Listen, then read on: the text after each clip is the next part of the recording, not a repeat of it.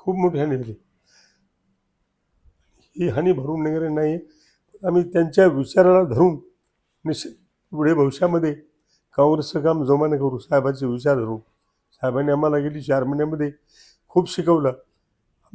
मला जास्त अनुभव होता काँग्रेसचा, पण अनेक गोष्टी त्यांच्याकडून मला शिकायला मिळाल्या.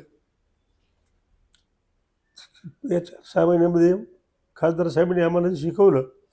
ज्या गोष्टी आम्हाला माहीत नव्हत्या त्या पण सांगितल्या. संयमाने वागायचं, काम चांगलं करायचं, आलेल्या माणसाला चांगलं बोलायचं, ह्या गोष्टी आम्हाला त्या शिकायला मिळाल्या.